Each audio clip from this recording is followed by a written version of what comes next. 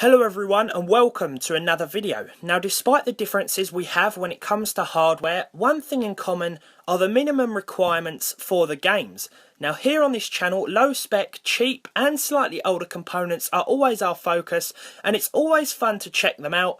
But as I said, we don't all share the same hardware. However, with the minimum requirements for the games always staying the same, I thought it would be interesting in today's video to actually focus more on that side of things. So this is 5 great games that you can play on almost any PC. Now the following games aren't in any particular order, they're just 5 of my favourites that should be playable on just about any PC or laptop. But of course I'll be listing the minimum specs required for every game as well so that you can make sure. So let's get into it. Now first up we have the original Mafia game. Set in the 1930s, you play Tommy Angelo, a taxi driver trying to make a living on the streets of Lost Heaven, which is based, I believe, on New York City during the period of Prohibition. It's a third-person open-world sandbox game that sees Tommy unwittingly get involved with the Salieri crime family, quickly rising through the ranks to become a made man.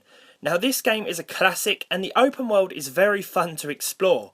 Best of all, you only need a Pentium 3 or Athlon XP 1600 Plus with 128MB of RAM and a 16MB GPU to play it. Next up we have GTA San Andreas, another open world sandbox game that I'm sure many of you have probably played.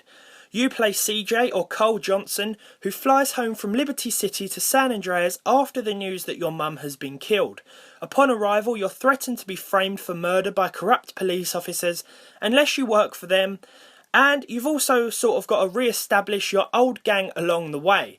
During your time in San Andreas, you'll explore recreations of Los Angeles, San Francisco and Las Vegas, and you'll be following an excellent plot that bases some missions on real-life events, such as riots, gang wars, and the exposure of the police force in LA during the 1990s. This game requires a 1GHz Pentium 3 or Athlon CPU, 256MB of RAM, and a 64MB graphics card. Next up we have Portal. Here you play as a young woman named Chell, who is trapped within a science complex designed by AI that has gone rogue. You'll be quickly given access to the, portal gun, as I think most people call it, which allows you to create portals on almost any surface and traverse areas and environments that would otherwise be inaccessible. As you make your way through the environments, the game gets harder and harder and requires you to do some serious thinking on some occasions, or maybe that's just me. You quickly find out that the broken AI of the facility is actually trying to kill you though, and things quickly take a darker turn.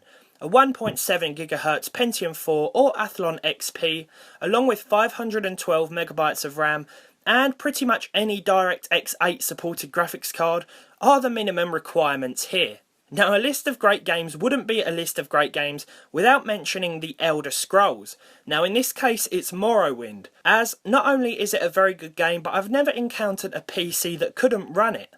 You are taken away from an Imperial City prison to the land of Morrowind with no explanation as to why.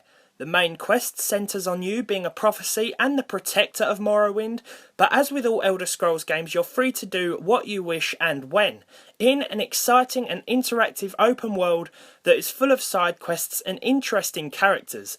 If you like the newer Elder Scrolls titles like Skyrim for example, but your PC can't quite handle it, then this may be the one to go with. Oblivion is good as well, but in my opinion this one is better, and it requires less power spec-wise, with only a 500MHz Pentium 3, Celeron or Athlon, and 256MB of RAM with a 32MB GPU.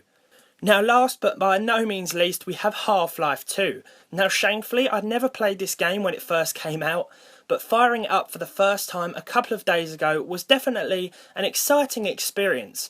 Whilst the first game is good and will also run well on almost any system, this one is excellent. Half-Life 2 opens up with you playing as Gordon Freeman, arriving by train in City 17, which is under control of an interdimensional empire known as the Combine. You quickly learn of events that took place between the first and second game. Half-Life 2 is a first-person shooter with varied enemies and environments, made all the more fun by the gravity gun, which can manipulate objects and help you solve in-game puzzles. Without giving too much away in terms of plot, the game offers a pretty unique experience, and it's no surprise that gamers are calling for a third in the series. You'll need a 1.7 GHz CPU, 512 MB of RAM, and a DirectX 8 supported graphics card for this one. So there we have it. Now I've tried to choose games that will run on pretty much anything so that anyone can enjoy them regardless of whether you're using a desktop, laptop or even Windows tablet. There are so many games out there that can be enjoyed on even the most basic of systems, and I hope that you guys will enjoy these just as much as I did. Some of you may have even played all of them. Remember, if there's a game out there that you want to buy but you're not sure if your PC is up to it, just type it in Google, followed by minimum specs, and then you'll know for sure.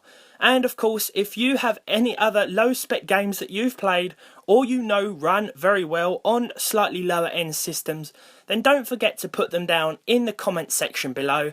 And as always guys, thank you so much for watching. Leave a like if you enjoyed this video, leave a dislike if you didn't enjoy it so much, subscribe to the channel if you haven't done so already, and as always, I'll see all of you in the next one.